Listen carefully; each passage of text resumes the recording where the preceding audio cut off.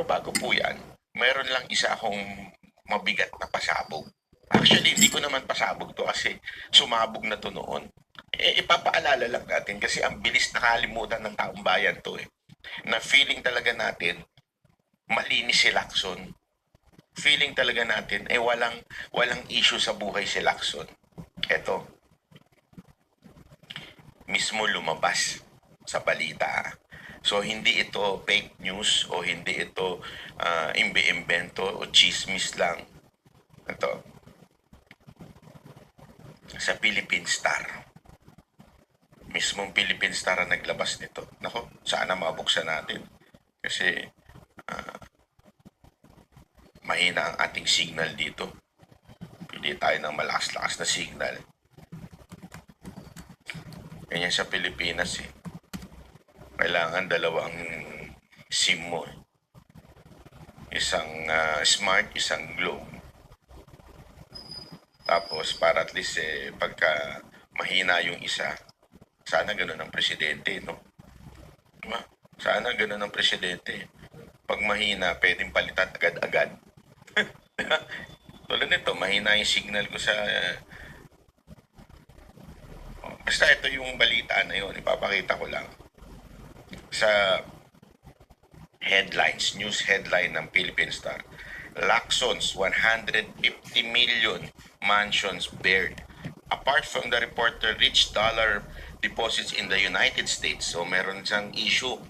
Di umano Philippine Star po ito. Papakita ko sa inyo. Ilalagay ko yun dyan sa tabi. Senator Pampilo Lacson also allegedly owns 2 mansions in Ayala, Alabang. Ang daming problema ng Pilipinas. So all over the world, daming problema ng mga countries. Corruption sa government. Wars. Yan yung sinasabi sa Bible Ito yung mga civil wars. And different kind of wars that is happening from inside. Ito na yun. Corruptions, maglalaban-laban, right? From against right to left. So, it's the same thing goes for India. Ako ang ingay-ingay ko sa notebook pa lang ng mga anak ko Pero that's not, hindi lang yun. It's not it. I've been so noisy, crazy. Sometimes yung asawa ko nagagalit sa akin. Because, mataas ang respeto niya sa principal ng school na pinapasukan ng mga anak ko. Because they known each other since they were like younger years. I mean, bata pa siya na kilala niya yung principal na yan. Kumbaga, parang matanda lang sa kanya yung principal ng mga ilang taon, I guess. Especially yung tatay niya. Sa family ng principal na yan. Kilala nila. Kasi magkakapit-bahay lang yan sila dito. Kaya nga itong asawa ko, pinasok niya yung mga bata dyan sa school na yan. Believing na safe space yon sa mga bata. Security. And then, educational quality is good. Well, back then, it was really good. Pero, yung mga anak ko na pumasok na, unti-unting changing. It's slowly changing. Yung quality ng education. There's so many problems.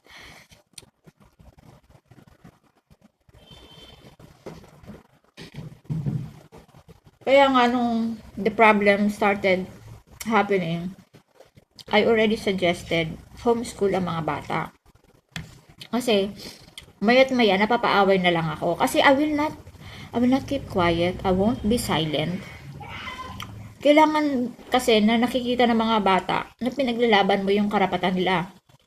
The kids, your own kids, should see their parents fighting for their rights, especially the right to education, welfare, dignity, respect. But it's not happening in this school. That's why I'm so crazy about it. I'm noisy about it. Kahit yung asawa ko, makailang beses na rin yung napaaway sa mga teachers. Kasi nga, isang malaking kalokohan. Alam mo, dito sa India, this I'm noisy just with the notebooks, no? Apart from that, I'm also noisy with character behavior. Oh my, last year, my goodness, the director, I was completely, utterly disappointed and angry. Yung as to the point I made already a letter of complaint. Gusto ko na siyang ipasa sa principal and then to the higher ups, to the higher education department. Ang asawa ko sabi niya, stop, don't do that. Let's see. Let's give this school a chance. Tapos, in other words, wag na naman ako mag-create ng skandalo. Wait muna. Some other problems also kasi he's considering. It's a complicated thing also on his part. So I saved that letter. When the time comes again and something goes up, something crazy goes up, I told him literally this time I don't care anymore, but I will escalate things. So ngayon kilala niyo si Wang Suk? Alam niyo yung movie na Three Idiots? Indian film, Three Idiots. Yung hero doon, si Wang Do. Actually, that movie is, inspired sa buhay ni Mr. Wang Suk. He's a scientist, an activist, an inventor. And he is really a global icon. In fact, 2018 naka-receive siya ng Ramon Magsaysay Award. So, i-search nyo online. Nag-hunger strike siya June 18, 2026. Tapos, forcibly, kinuha siya ng Delhi police, tapos dinala siya sa hospital. So, parang 20 days na yun yata siya na nag-hunger strike. Why? Dahil nga, pinaglalaban niya yung karapatan ng mga kabataan dito. Kasi, this time, nangyari na naman yung leak ng mga test papers. So, syempre, kawawa yung mga batang sobrang nag-effort na mag-study, mag-review, and all. Kasi dito, big deal ang result ng examinations dito sa India. Doon nakasalalay yung future nila, saan sila makakapagtrabaho, paano sila makakapagtrabaho, yung mapapasok nilang trabaho, yung magiging sweldo nila in the future. Talagang lahat nakasalalay sa resulta ng examinations. Maraming nagsisuicide dahil dyan. Kasi may mga parents na highly expectant. Kapag bumagsak ang mga bata, pinapagalitan talaga nila, bubugbugin pa. Tapos, alam mo dito, yung examination na to is something na pinaghahandaan niya ng bawat Indian family. Lalo na yung mga mahihirap. Talagang, yan is, magsasangla or magbebenta sila ng mga ari-arian nila, ng gold nila, just to prepare for this examination. Tapos, magre-review sila, lahat ng kaya nilang gawin para sa preparation, para makakuha ng magandang result, makapasa sa examination na to. Yung iba nga dyan, parents na sobrang bongga ang expectation sa mga anak na kahit nakapasa naman, magagalit pa rin sila kapag hindi sila na yung talagang nakapasok sa top notchers, yung mga ganon. Kaya maraming nag-suicide ng mga bata dito. Pero kasi this time, marami ang nag-suicide dahil nga nag-leak na naman tong test papers na to, and it's all because of the education ministry. So, yan yung pinaglalaban ni Wang Chuk ngayon na kailangan matapos na ito ma-reform ang educational system. Tapos mag-resign yan, papanagutin, maging accountable. Pero ang government is not listening to him. 20 days na siya nag-hunger strike. Yung Prime Minister doesn't say anything at all. Not even a word. Nobody is taking accountability. Nobody is speaking about it. So, ayun na nga. Ngayon, at the present moment, July 20 na ngayon, hindi ko alam kung ano ang update kay Mr. Wang Suk.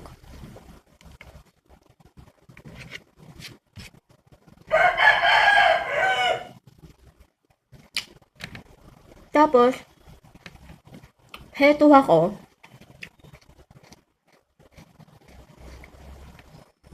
Nung lumabas nga itong problema na to, sabi ko, oh my, what if one day, I would end up seeking help to the higher education department. When all this while, can I really rely on them to take charge, to investigate? Kasi ang school ng anak ko, how do I put it? Hindi maganda. The respect is not there. Negligence. Yung dignity ng mga bata na aapakan. Dito, ang tingin nila sa mga teachers, well, I heard it right from the mouth ng director. Diyos ang mga teachers ninyo. So, wala kayong karapatan na magsalita sa kanila against them. Yung mga ganun, mga tipong ganun ng mga linya. Hindi ko nagugustuhan yung mga ganyang linya kasi it doesn't mean that you're a teacher, you're a principal, you're a director or whatever, you have absolute power over the children. No absolute authority. No. You do not have absolute authority. If you deserve respect, yes, of course. But also, children, students deserves respect at the same time. They have to hear their voice. You have to hear their voice. You have to listen to them. You have to observe. Alam mo ba, ang daming nangyayari ngayon dito mga kabataan dito sa India. So many videos I'm seeing. Nursery, 5 years old. Iniwan unattended ng teacher. Sila lang in that entire classroom. And for like 8 to 10 minutes, this class monitor was taken charge na i-monitor nga ang mga bata. Kailangan naka-head down sila sa desk, bawal ang heads up. Aba, 5 years old class monitor, what happened? Binugbog niya itong isa niyang classmate. Marami na siyang pinagsasampal sa mga classmate niya kasi tumaas lang ang ulo. So, itong last na bata na to, binugbog niya, pinagsasampal niya, pinagsasapak niya, kinikwelyuhan niya habang sinasapak niya. Can you imagine? A 5-year-old kid would have that kind of sense to be violent dahil porket she's the class monitor. I cannot blame the kid. Maybe the kid's environment is like that. Violent people. She's surrounded with violent people. I don't know. Who knows what is happening in this generation? Napakabata pa ng mga bata. That innocence is not there because they already know what violence is and how to do it. If you see the video, it was like a professional gangster, nakakwelyo, hahawakan yung arm or head or talagang she was banging, pulling the boy's hair. Ginaganito niya. Really professional, violent kid. You know, gangster nga ang tawag ko eh. So can you imagine? And then whose accountability should that be? That should be the teacher. Why would a teacher at that class nursery leave them unattended? Kasi dito sa India, yung mga school, especially that was a private school. There was not even an assistant teacher or yung mga tinatawag nilang aya. Meron silang mga ayas dito eh. Ganon din sa school ng mga bata, ng mga anak ko, may mga aya sila. So sana mayroong nagbabantay, hindi niya iiwan na nag-iisa. Pero dito, it's been happening. There are a lot of schools already. Nagli-leak itong mga videos na to, mga CCTV footage. Merong isang bata din, sa mga daycare centers naman, they call that first cry daycare center. 2 years old, my gosh. For the past, how many? 30 minutes. The entire 30 minutes, that boy was hitting, sampal, hampas, kumuha ng mga kung ano-anong gamit doon. Tatlo lang sila. And the other girl was trying to help out the other one. Pero nasapak din siya. She tried to help out. Ended up just crying dahil hindi nga niya kayang pahihintuin yung isa pang bata, yung nagbubuli. Nananakit siya kasi iyak ng iyak itong isa. Siguro na ini siya, iyak ng iyak. Oh my goodness. For the whole entire 30 minutes, these are like 2-3 years old children. Can you imagine what is happening now? Ano na nangyayari? What is happening with the kids' innocence? There's no such thing as innocent. The moment that a child knows how to raise his hand, her hand to hurt somebody, you have to question that innocence right away. And definitely, punishment, discipline, strict discipline immediately should happen. You have to cut that sungay right away, that horn. Otherwise, kids with that emotional imbalance, you know, when they're angry, they should raise their hand to hurt. Oh my. It's the parent, guardian should be blamed. And second thing, ang school is, the second home for the children to learn manners, behavior, conduct, learn good and right, not just academics. Also, attitude, behaviors, being good, being nice, being, all these nice things. Pero no, teachers here, they will leave the kids unattended and then ano nila, the entire responsibility sa class monitor. You know what? This happened with my kids. When every time my youngest, she have not complained to me that she's having trouble with her classmates because my youngest, she said, I will beat them. If they are not listening to me, I will beat them. If they are noisy, I will beat them. Nananapak ang bunso kong anak. Actually, tinuturuan ko yung mga anak ko. Don't start the fight. There is somebody bullying you. Do not fight back.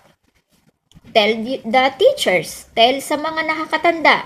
If nothing is happening, then solve the problem by yourself. Just make sure you don't be the one to start the fight, because if I find out that you're actually the bullies, I'm gonna kill you myself. No, I mean, bubugbugin ko talaga mga anak ko.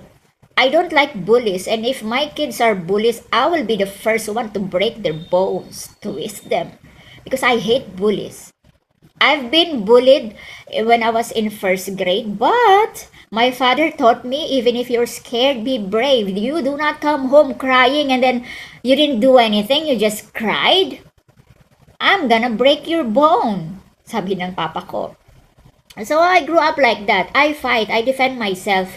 Ang liit-liit ko kayang tao, liit-liit kong bata, at tapos yung mga nangaaway sa akin, mas malataas, mas malaki pa, mas mataba pa sa akin.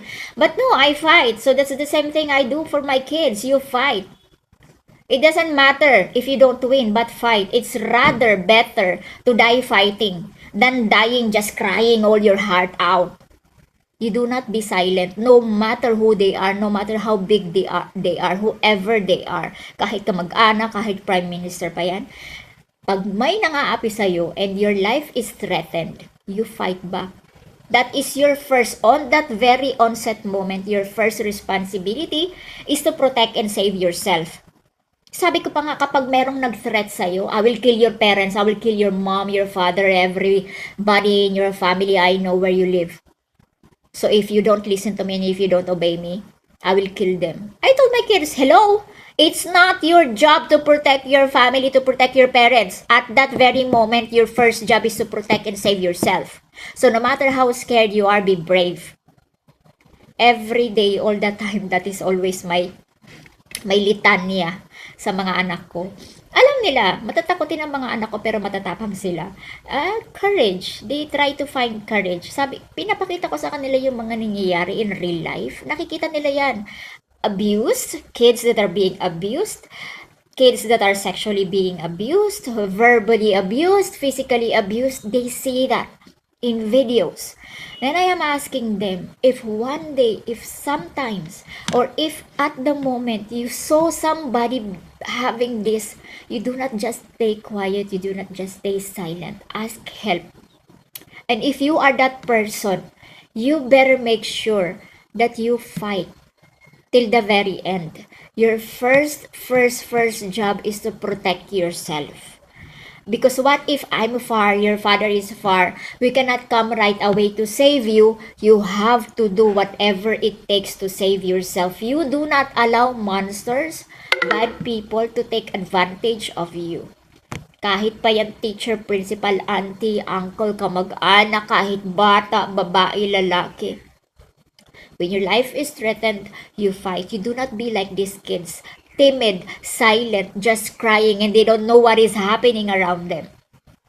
So yun na nga, if one day I need to go to the higher department education to escalate my problems in the school, just for instance, can I rely on this Department of Education? And right now, the education minister is on, cahoots, corruption, and all. Naglilikit ang mga examinations. I really feel sorry for those children na nagpakamatay dahil dito. Ang dami nila. Tapos, yung mga bata ngayon na nagproprotesta about it, na magkaroon ng reformation sa educational system. Because actually, here in India, oh my, education is a luxury. I speak for myself, mga bata. At the moment, as far as I know, ang school ng mga bata ang pinakamababang fees. And this school, lahat ng mga, ano to eh, well, how do I put this in a word na hindi ako nangaapak ng um, maraming mga bata dito. This school is usually mas marami ang mga population ng mga bata na sa mga common people, mga anak ng mga common people, mga anak ng mga ano ng basura, yung mga nagkakatulong sa mga bahay-bahay, yung mga taga Nepal, yung mga ganyan. Kasi dito nga sa India, alam niyo naman, 'di ba, merong caste system sila dito. So, yun ang napapansin ko dito sa school. Meron namang mga nakakaangat na nagdiyan sa school na yan, but mostly, yan ang school na yan ng mga common people dito. So, ang na-appreciate ko sa school is, dito sa school ng mga bata, pag hindi sapat yung pera mo, makipag-usap ka lang, makaka-attend ka naman ng school, makaka-attend ka naman ng examinations. Hindi ka talaga nila what do you call this? Iba-burden na no, kailangan mo mag-pay ng fee bago ka maka-attend ng school or ng exam. So, yun ang na-appreciate ko. Yun ang gusto ng asawa ko, syempre. Kasi may mga sariling problema din dito sa bahay in regards to that. So, napapakausapan niya yung principal. Yun ang na-appreciate ko naman dito. But at the same time, not because you are given favor. Actually, it's not a favor. It's not a favor actually for any school or any principals. Kasi the first basic rights of the children is the right to education, welfare, regardless of financial status, financial problem. It is the children's right to be able to go to school. Everything, examinations, to books, the right to education. You should not hinder them. That's part of the constitution dito sa India. So, but unfortunately, some schools are somehow violating that, semi-violating that part. But anyhow, ayun na nga. So, yan ngayon, mapapaisip ako, if some departments in the higher education are having trouble, so what if one day I escalate some issues? Nagdududa ngayon ako kung mapapakinggan ba nila ako. Just in case. Kasi ako may sarili din akong problema sa school ng mga anak ko, na which I already told sa asawa ko na there might come a time na you don't have a choice but to support me to escalate this if this keeps on going. Kasi this issue was last year with my eldest, which I really hate that it happened to her. So, ang anak ko, in-encourage ko siya. Hindi pa ako tapos kumain. I keep on encouraging my eldest. It's my eldest kasi that's more emotional. Natatakot ako noon sa emotions ng anak ko dati eh.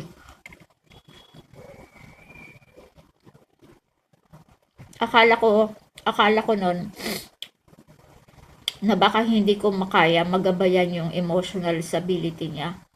Kasi emotionally imbalance siya talaga noon. Konting ano lang, nabubroken hearted ka agad yan. Hanggang sa nag-start siya sa school. Just nung third class, doon yung napansin ko na medyo nag-i-improve yung emotions niya. Ang problema kasi sa emotions niya is that he doesn't rage. Rarely.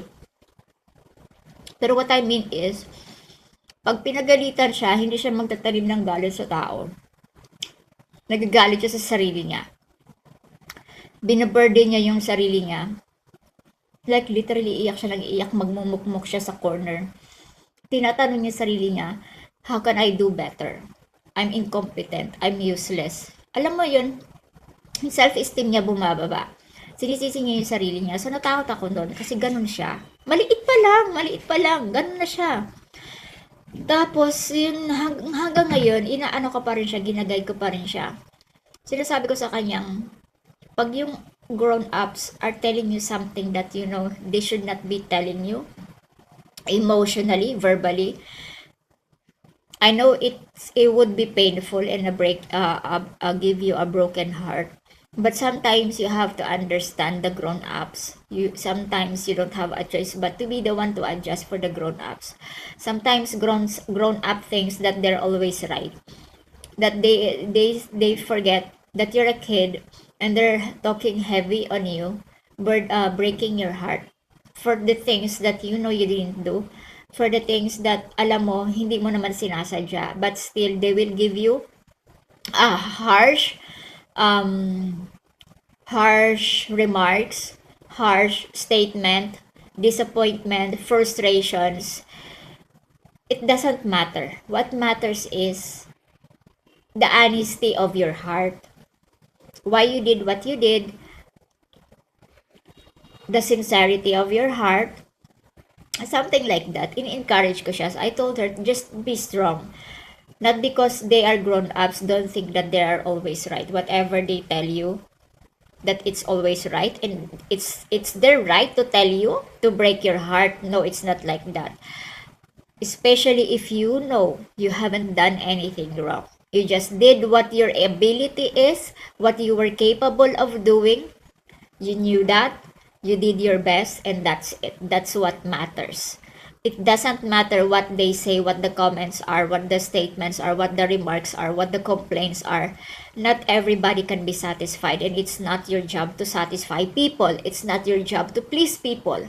Remember, the only one that we should please is the Lord, is your Jesus. Yan yung sinasabi ko sa anak ko. And the good thing is, kaagad yun nawawala, kaagad siyang nagiging okay kapag yun na yung sinasabi ko sa kanya. So here, dito sa India, unfortunately, the children generally, and it's very common yung mga children dito, matatalino. Pero when it comes to emotional intelligence, they are zero. Stable. Walang stability and walang good foundation ng emotional intelligence ng mga kabataan dito sa India. Kaya nga, it's very easy for them to do suicide. Imagine 9 years old. This happened I think 2025 or 2024, 9 years old, grade 4 na bata or grade 3. Tumalon siya from a 4th floor ng school niya. Kasi her name is Amira. I feel sorry for the parents. Pinakita ko to sa mga anak ko. Yung mga anak ko umiyak. They cried. My kids cried when they saw the CCTV footage of Amira. Amira was being bullied. It was consistent. And I remember my Shanvi. How Shanvi in the past years was betrayed by teachers. The one who's supposed to listen to the student, to trust, to give a chance and the benefit of the doubt. She never got that, my eldest. She never got that. Kasi dito they will say, no, they're just kids. Mga bata lang yan. Kailangan nilang pagdaanan yan. They have to be thick-skinned. So that when they go in the real world, when they're grown up, they're thick-skinned. Kaya nilang makipagsapalaran, makipaglaban and all. Then I said, hello. You do not have to humiliate a student just to have thick skin. And he will say they're just kids, and they will handle their problem. Hello. No. It's not that. You don't have to use humiliation to make this kid under discipline. Hindi yun tama. As an educator, as a teacher, you don't have the right to do that. Kaya nga ang emotions kailangan matutunan in the school also. Emotional stability should be observed. Why? Because for how many hours they will be in the school, correct? Every children does not have the same emotions. They differ in levels. So a teacher should be able to observe, listen, hear. But it doesn't happen. Generally dito sa India, no. Most of the teachers here doesn't care at all. Kaya ang dami mga bata. At that age, 9 years old, Amira, oh my, how in the world will she have the capacity to think of jumping?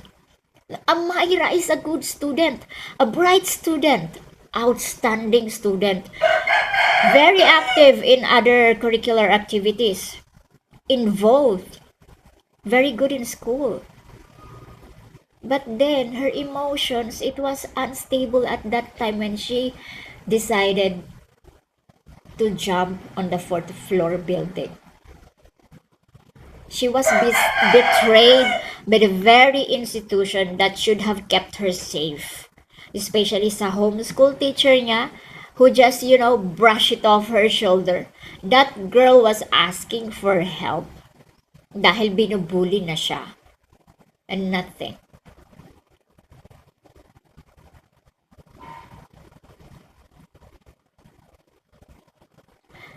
Emotional intelligence ng mga bata is also important. Not only the intelligence, IQ. EQ also is very important. What will you do? No matter how smart, how bright, how genius a kid is, if your emotions, that kid's emotions is unstable, anything can go wrong. Accident can happen at any moment. Emotional injury can happen. Very, very, very sad. Of all children who are